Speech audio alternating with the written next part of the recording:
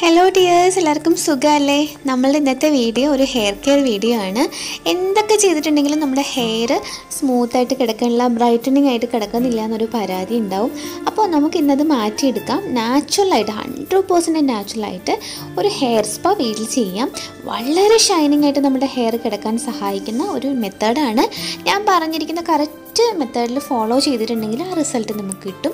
അപ്പോൾ എങ്ങനെയാണ് ചെയ്യേണ്ടത് നമുക്ക് നോക്കാം. അതിന് വേണ്ടിയിട്ട് നമുക്ക് വേണ്ടത് മുരിങ്ങയിലയാണ്. മുരിങ്ങയില എന്ന് വെച്ചിട്ടുണ്ടെങ്കിൽ നമ്മുടെ ഹെയറുടെ ഗ്രോത്തിന് വളരെ സഹായിക്കുന്ന ഒന്നാണ്. അപ്പോൾ ഞാനിവിടെ ഒരു 3-4 തണ്ട് മുരിങ്ങയില എടുത്തിട്ടുണ്ട്. അതിന് ശേഷം നമ്മൾ തണ്ടൊക്കെ കളഞ്ഞതിന് ശേഷം ഇല മാത്രം സെപ്പറേറ്റ് ചെയ്തെടുക്കുക, നല്ല ക്ലീൻ ചെയ്തെടുക്കുക. അതിന് ശേഷം നമുക്ക് നന്നായിട്ട് അരച്ചെടുക്കണം.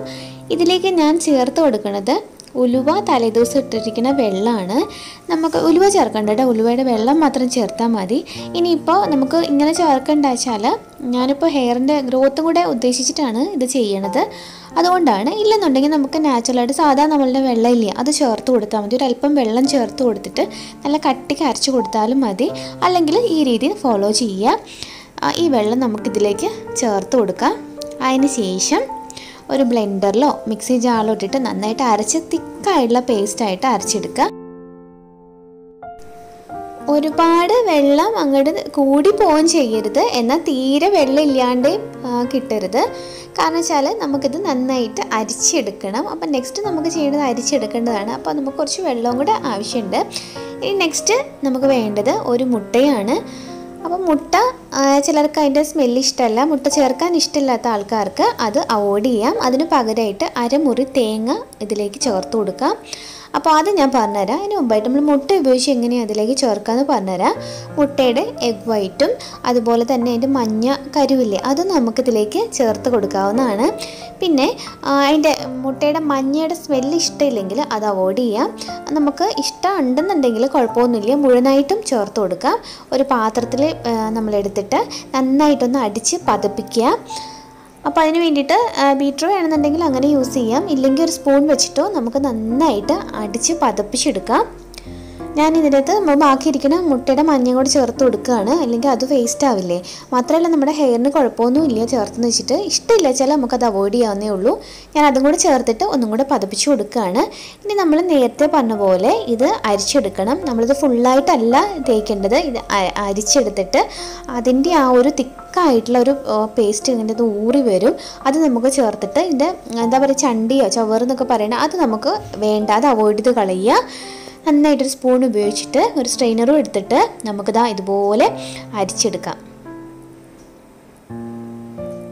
കുറച്ച് സമയം എടുക്കും കേട്ടോ, എന്നാലും നമുക്ക് അതിൻ്റെ ആവശ്യമില്ല. നമുക്ക് സ്പാ നമ്മൾ എങ്ങനെ ബ്യൂട്ടി പാർലർ ചെയ്യണോ അങ്ങനെ തന്നെ നമുക്ക് ഹെയറിൽ കിട്ടും. നന്നായിട്ട് ഷൈനിങ് ആയിട്ടും നമുക്കിപ്പോൾ ഒരു കല്യാണത്തിനോ ഫംഗ്ഷനൊക്കെ പോകാൻ വേണ്ടിയിട്ട് ഈ ഒരു സ്പാ നമുക്ക് ചെയ്യാവുന്നതാണ്.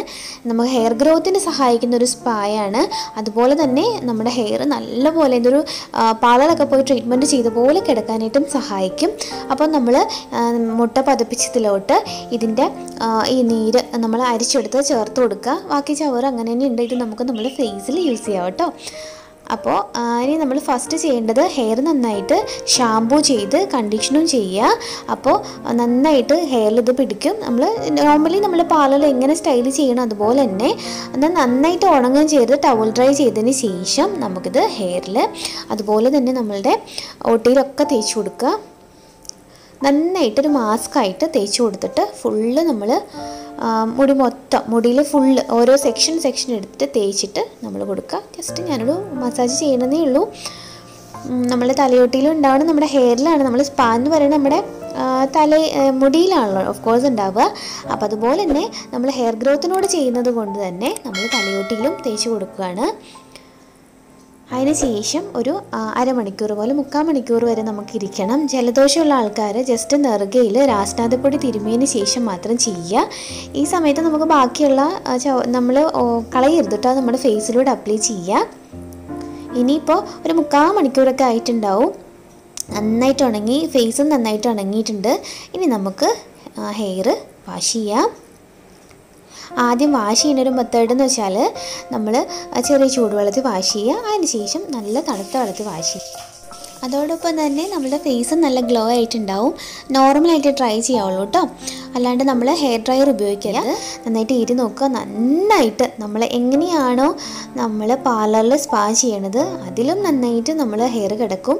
ഇതെന്ന് വെച്ചാൽ നമുക്ക് യാതൊരു ഹെയറിന് പ്രശ്നങ്ങൾ ഉണ്ടാവണമല്ല, ഹെയർ ഗ്രോത്തിന് നന്നായിട്ട് സഹായിക്കുന്ന ഒന്നുകൂടിയാണ്. അതുപോലെ തന്നെ സ്പാ ചെയ്ത് എഫക്റ്റീവായുള്ള റിസൾട്ടും നമുക്ക് കിട്ടുന്നതാണ്. അപ്പോൾ ട്രൈ ചെയ്ത് നോക്കണം കേട്ടോ.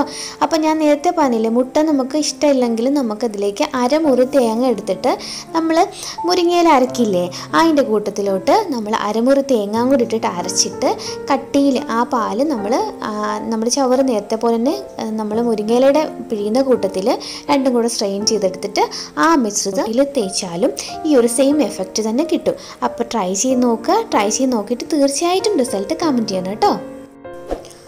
അപ്പോൾ അടുത്ത എപ്പിസോഡിൽ മറ്റൊരു പുതുമയാർന്ന വീഡിയോ ആയിട്ട് നമുക്ക് വീണ്ടും കാണാം. ഇതൊരു സബ്സ്ക്രൈബ് ചെയ്ത ആരെങ്കിലും ഉണ്ട്, സബ്സ്ക്രൈബ് ബട്ടൺ ഒന്ന് ക്ലിക്ക് ചെയ്യാൻ മറക്കരുത്.